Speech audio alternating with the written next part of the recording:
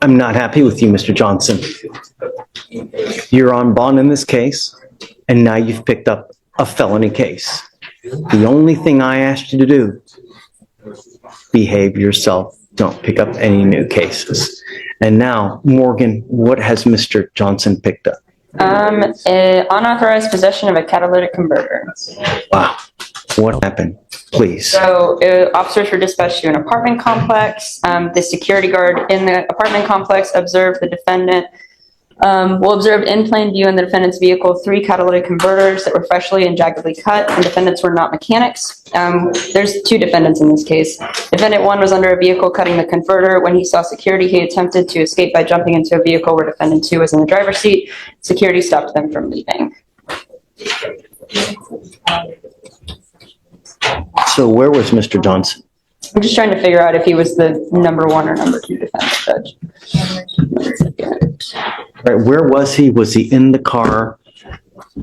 How do we know if it's him? I don't want to try the case, right? But I don't want to. Sorry, Judge. In the DIMS, they just identify the defendant 1 and 2. Let me just pull up the offense report really quickly.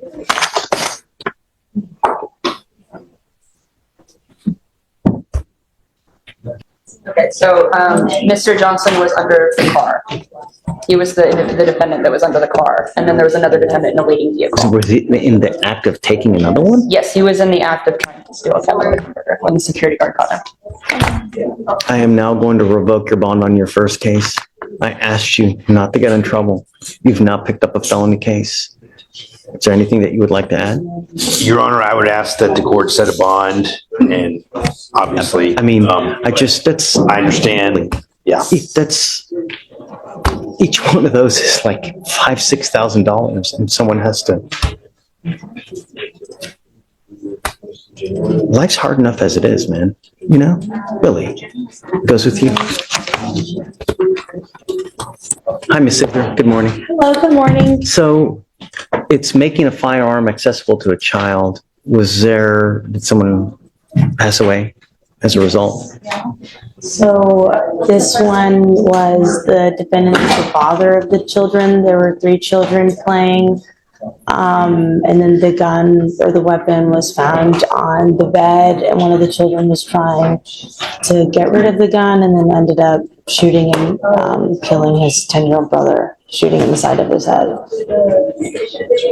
And I spoke with Caroline on this, but I was more comfortable deferring to you without an agreed rec on what you thought was appropriate here. I don't know. I looked at the packet, but what'd you think? For some reason, the case is 2 years old, and it was only a 7-page packet. I felt that his statement wasn't really, taking as much responsibility overtly for this, and then it was images of their family. I understand all of that, but with 2 years going on, I don't know why this wasn't resolved with the other chiefs or what's going on, but I just wanted to see a little more with it. Mr. Gutierrez, come up. Come up. Oh,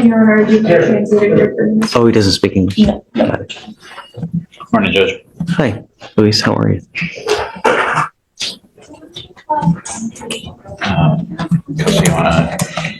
So are you okay with going without an agreed rec, Ms. Siegler?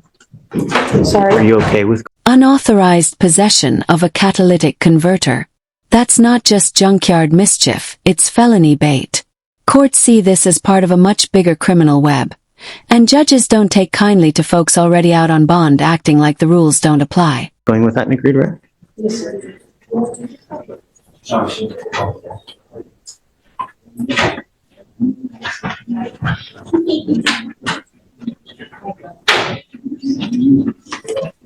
Where was the weapon initially? Do you know? It was found on the bed.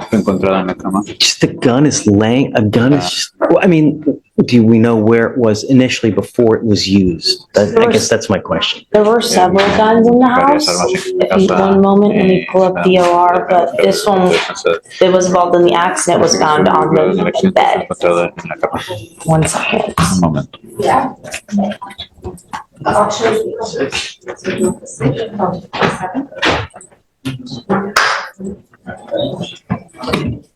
The mother, the complainant, or sorry, next of kin advised that she was told that one of her children was trying to make the bed and in the process moved the firearm and it was discharged.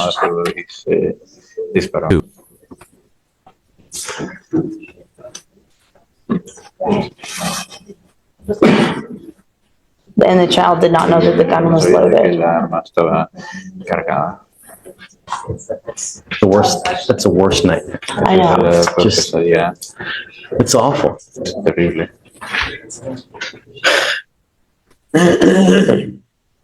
I don't know.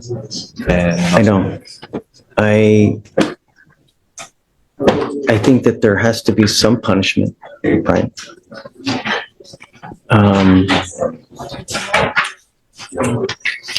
Your Honor, we're happy to speak to him and have him redo his mitigation packet. But the thing is that he's had the chance to do it.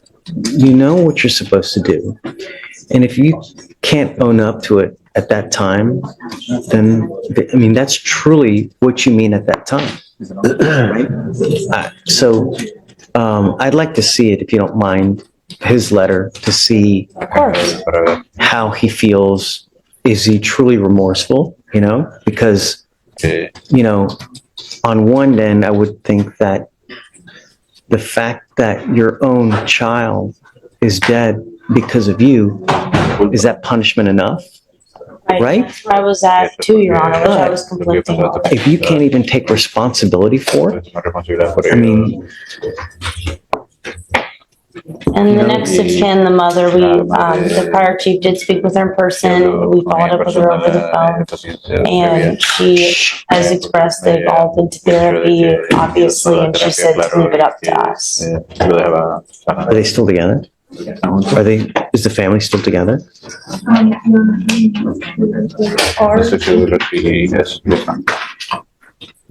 Yes. So let's do this. Let's get the plea done. I'd like to get it done today. It's 200 days old. Do it. There's going to be some. Okay? Not as much, but there's going to be some. And then, but then I'd like to see his letter first, though, if you don't mind. Okay? And then, It's in Spanish, so. it's okay. I can read Spanish. And then, do you want to go ahead and write it up and do it today? Or do you want, tell me how you want to do it. A 10-year-old child gone over a gun left on a bed. Let that sink in. This isn't just about an accident. It's about access, responsibility, and the brutal cost of negligence. Should the father pay with prison time, or has fate already handed him the harshest sentence? I would, whatever the recommendation is, I would like some time to talk to him about it. Okay. And if he would like to take it today, then we can take it today, but if not, then I would ask for something short. No, if he doesn't take it, we're going to set it. It's 200 days old. It's time. So I guess let me take a look at the letter. Let me read it, and then I'll get back to you. And then give me 15 minutes. Let me just talk to them, and then, okay? Absolutely. Okay. Thank you so much. Sure. I'll print it right now. Thanks. Hi, Will. Shh. Mr. Trevor Maines, you're charged with criminal trespass. You're facing up to 6 months in jail and or a $2,000 fine. Oh, guys, crap. I'm sorry. Sorry, John D. And thanks, Mark. This is Mr. Trevor Maines. It's the last name, Trevor Maines. I guess under Trevor. Sorry about that, Judge. It's okay. So officer, are you ready for me? Yeah, okay. We're going to do probable cause. You have the right to remain silent. Anything you say can or will be used against you. You have the right to have an attorney present. If you cannot afford one, one will be appointed to you, sir. Okay. Officers were dispatched to a bar in Harris County, Texas, in response to a suspicious person. The complaining witness, a security guard, told the officer that the defendant had left the bar and gotten into his car, but then returned a short time later carrying a gun.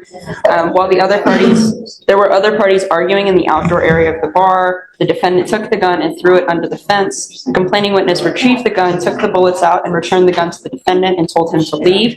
Complaining witness then observed defendant go to the back of the bar and hop the fence to get back inside. So they had told him to exit the bar, you said? Yes, Judge. Okay. Mr. Trevor, I'm going to find that there's probable cause to go forward with your case. How old are you, sir? 7. What do you do with yourself these days? What do you do with yourself these days? Unemployed. I don't have a job. How come? Just moved here. Just moved out here. From where? Okay. What are you planning on doing with yourself? Job. Okay. How long has it been since you've had a job?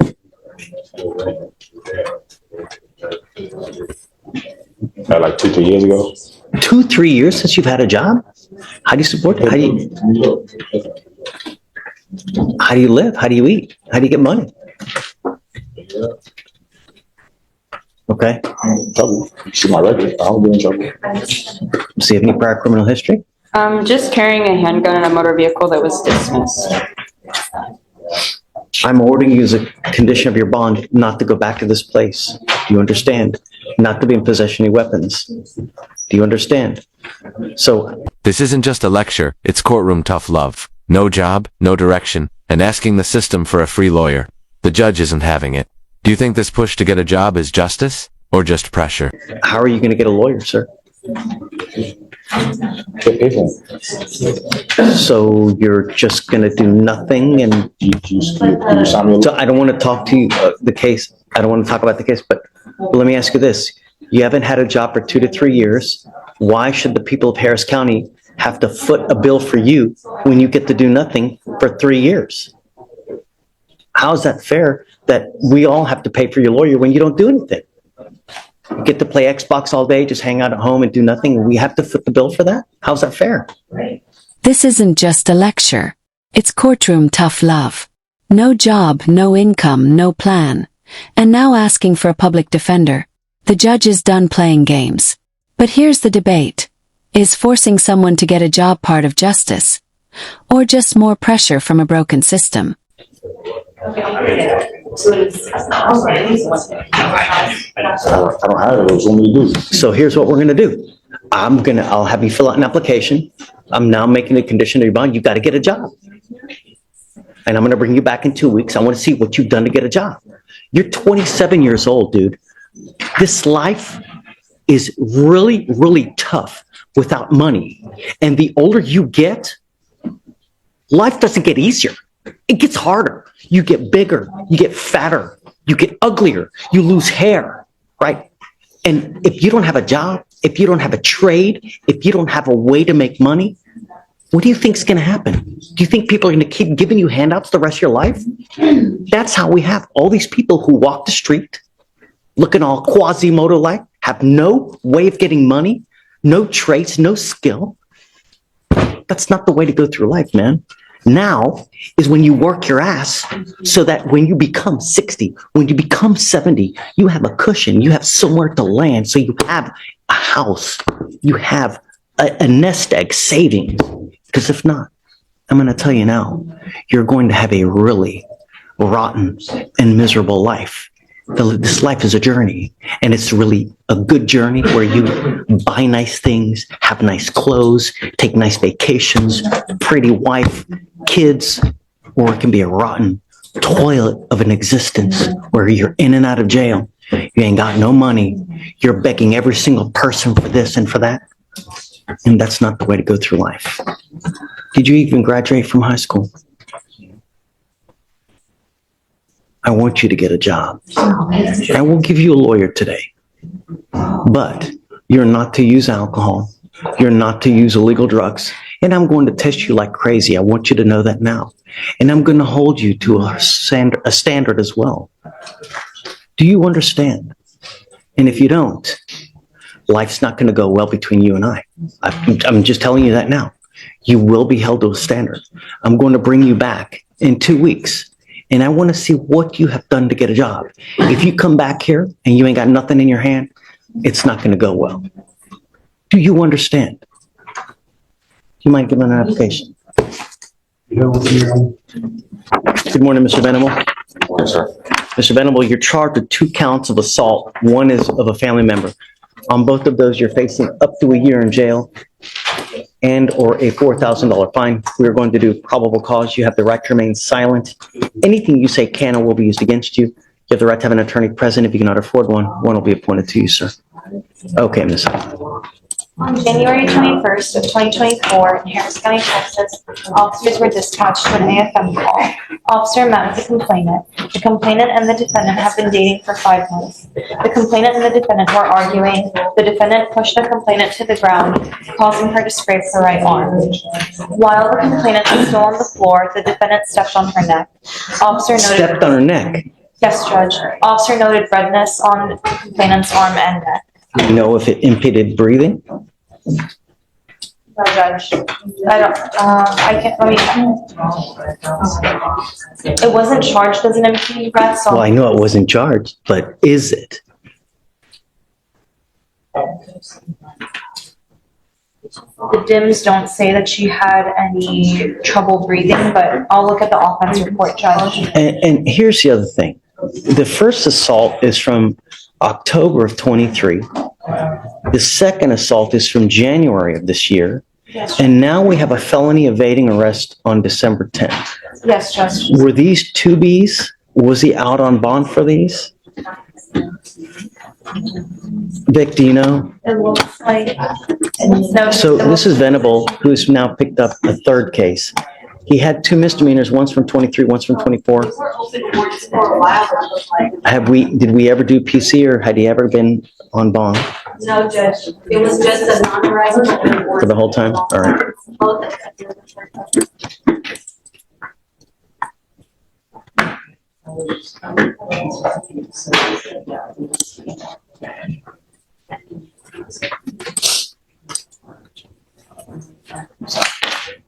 Judge, it doesn't say that she had trouble breathing, it just says that it caused her pain. Okay. Can you do probable cause? So that's the family member, right? That's the AFM. Okay. Can you do the first case? Because I don't think we've done probable cause on that one though. This is the AFM from January 21st. Oh, the ABI, the one before. Yeah, the one before. On 9/29/2023, officers were dispatched. On arrival, officers spoke with the witness, the complainant's wife, who said that the defendant assaulted the complainant by slapping him in the face because the complainant's dog killed the defendant's girlfriend's cat. Then officers spoke with the complainant, who said he had invited the defendant into his residence to discuss the situation when the defendant said she should knock the shit out of him. And the next thing complainant knew, the defendant had struck him across the left side of his face with his hand, causing pain.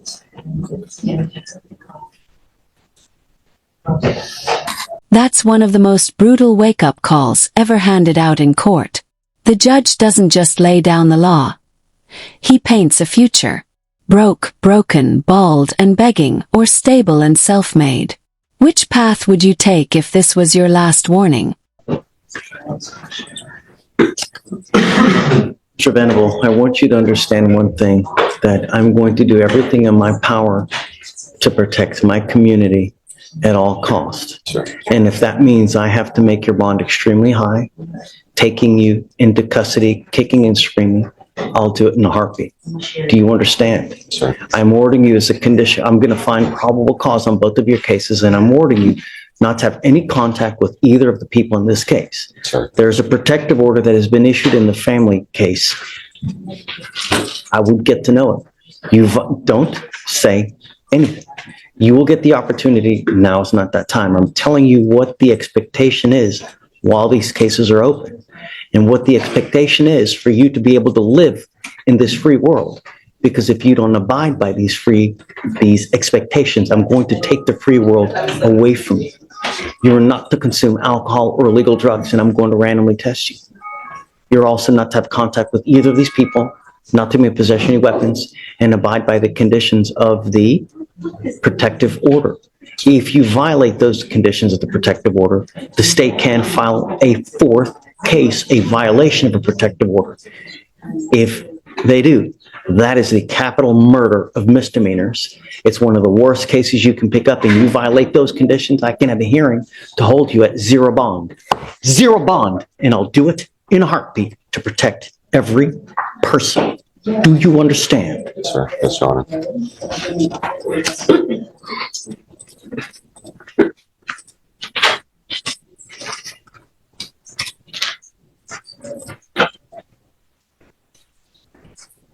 Do you have a Texas driver license?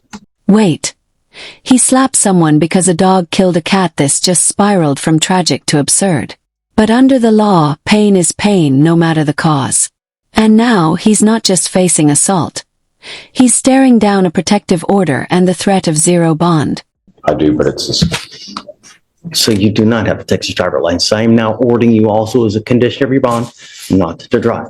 You will be signing an affidavit with me today promising me that you're not going to drive. I don't care what's going on in your life. I don't care what you got to do. I don't care where you got to go. You violate this, I can have a contempt hearing. You can be facing an additional 6 months in jail and a $500 fine every time you get into a car. an Ubering to and from, so. Don't. There's nothing you can say to justify. I'm not asking you. I'm telling you what the expectation is. Yes, Your Honor. We are now going to reset your case to give you time to hire a lawyer.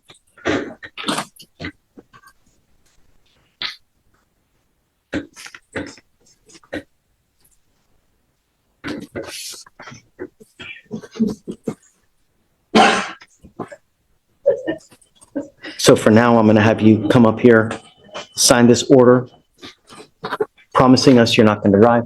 I will get you to Victoria where we will have you sign a reset for you to go get a lawyer. You will meet with Fleischer for your bond conditions, and after that, you'll be free to go. Sir. The one in there that has contact.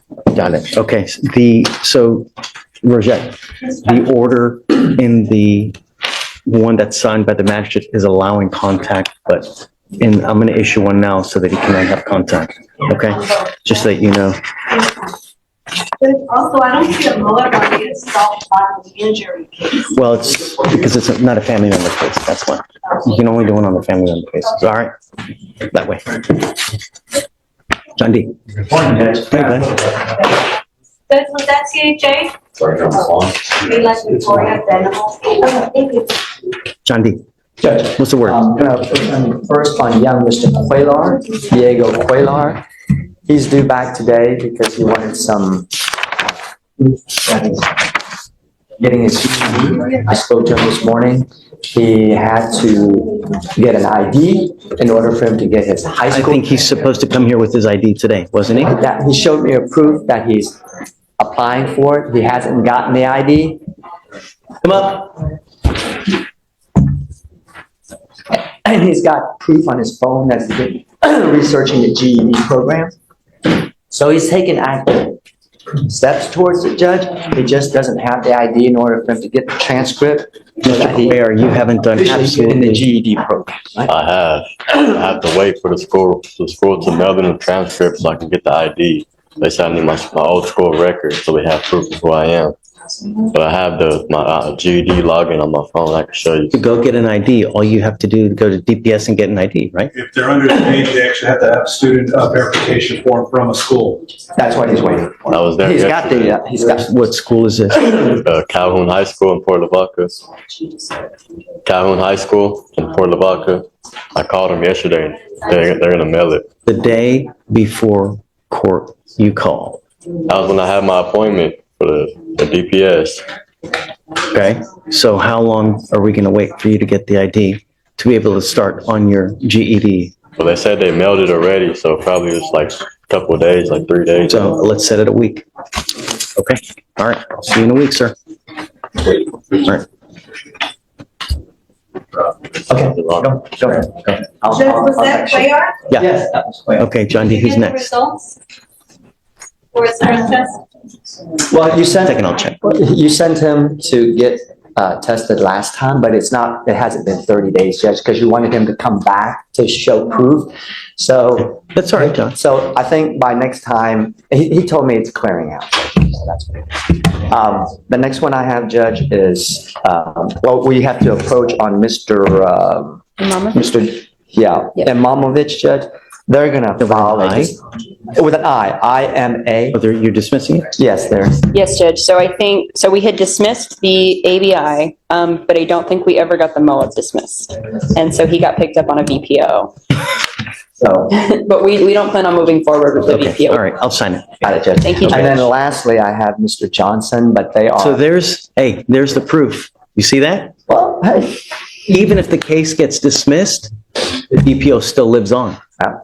there you go, Judge. But it's good news, right things being Yeah, done. you're doing all right. Mr. Johnson, they are seeking some chief discussion in order to get that off your docket The today. case I'm is just not waiting. No, I got you, but I just wanted to give you an update on it. Right. It might be off your docket today. 0 bond. That means no bail, no freedom, no second chances. In Texas, violating a protective order isn't just serious.